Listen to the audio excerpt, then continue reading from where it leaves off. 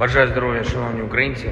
Щойно у Львові завершилось засідання Конгресу місцевих та регіональних влад України. Це було сьогодні дуже представницьке зібрання, а були керівники центральних та місцевих органів влади, представники державної влади, місцевих громад всієї нашої країни, усіх регіонів, усіх частин. Головні питання – безпека, енергетика, соціальний захист, фінансові питання, антикорупція – все, що потрібно для більшої міцності наших інституцій і для більшої безпеки для наших людей. В усіх сенсах слова безпека. Домовилися сьогодні, що вже у березні Кабмін підготує рішення, які потрібні нашим громадам для бюджетної стійкості. Відповідні зміни до Закону про державний бюджет України будуть запропоновані Верховній Раді.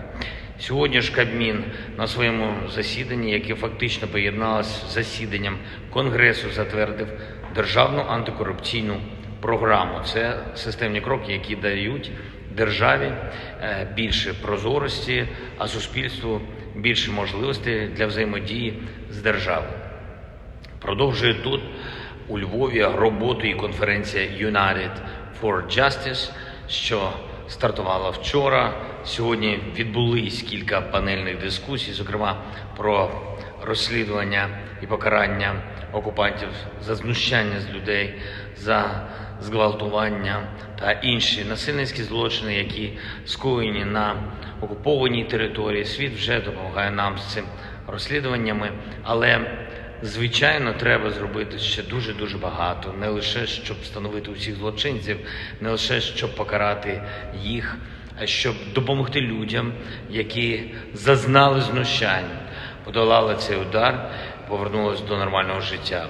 У відповідній частині конференції сьогодні взяли участь перша леді України, президентка Європарламенту Роберта Мацола, перша леді Латвії, спецпредставниця Генерального секретаря ООН, наші урядовці.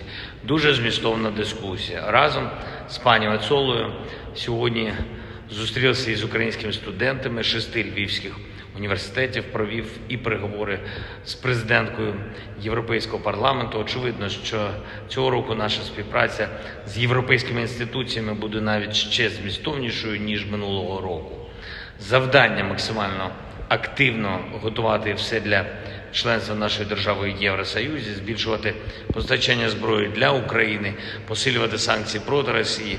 І я дякую пані Роберті, усім нашим друзям в Європі, хто допомагає Україні на шляху інтеграції. Дякую всім, хто допомагає зміцнювати безпеку України і посилювати наших воїнів. Дякую кожному і кожній, хто воює за Україну, хто захищає наш кордон, хто утверджує справедливість для України своєю влучністю на полі бою, хто відповідає окупанту активним вогнем на терор. Вранці сьогодні був на зв'язку з командувачами.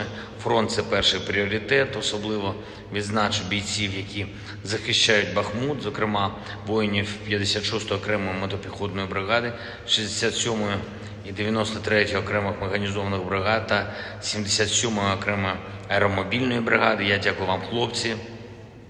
Слава усім українським героям і дякую Львову за цей плідний час у місті. Дякую Львівській політехніці, де ми зараз і де ми провели наш конгрес. Дякую університету Франка, де була зустріч зі студентами. Всім вдячний. Слава Україні!